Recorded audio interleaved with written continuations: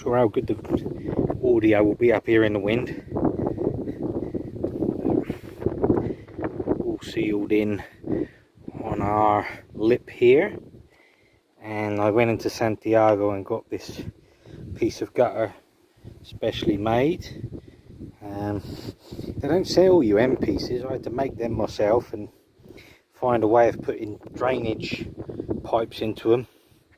So the overlap was just the only way I had of doing it. I couldn't hire a van to bring one piece of gutter up, so I had to cut it in two to bring it up here. But it's up, it's all sealed in underneath. I'll run some tubes off of it and put the tanks underneath, and hopefully we'll get some rain soon.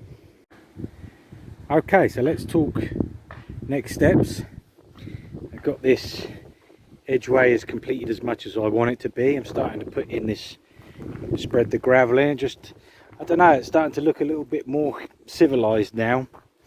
And I've left the gap open because I'm going to have to put a pipe in for the electrics out, and I haven't decided which way I'm going yet, and I want to use up this sand anyway, which I will do in the next couple of days.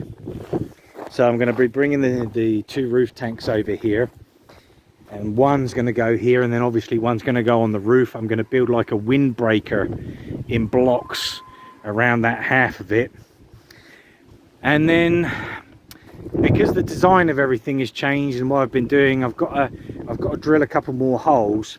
So I'm going to have a line running down from the roof tank. It's going to go past this hole here. This is the inlet hole for what will be the toilet, but I'll keep it running down. One will kick left and go through the wall for the hand basin, and one will kick right and go through the wall and be for the wash basin that I'm going to have in the kitchen. The washing machine is going to be right in front of this window, and I'm just going to run a much thicker pipe down, like a three-quarter or maybe a 1 inch, just so that when I need to fill the washing machine up, it fills up so much quicker. Okay, let's walk around and just show what the next step is inside.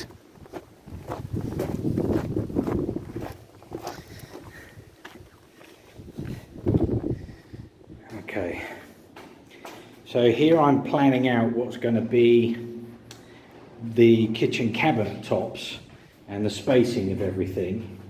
So it's going to be 1.5 block out and then 4 up, and basically it goes sideways at the edge, comes to here. This is where the cooker is going to go, and basically then what I will do is I will put out a mold on the floor to pour concrete in for a top with the hole for the sink, and then lay that across this work and finish it off with this tiling. And I'll do another one from here into the corner here. So that's going to be the next part there. Friday the electrician is coming. I've got my lights, it's my cable. I can't believe how expensive the cable was, ridiculous. Anyway, and I've got myself a nice 5-gallon bucket of paint, so I can start at least covering on the insides and on the outsides, even if it's white. Got these nice LED lights.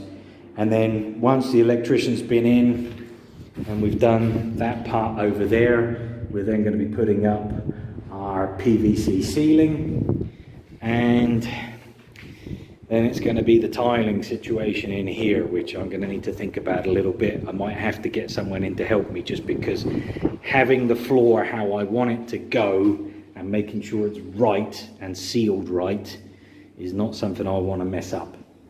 Anyway, moving forward, let's see how we go for the next few days. Should have a few more videos up.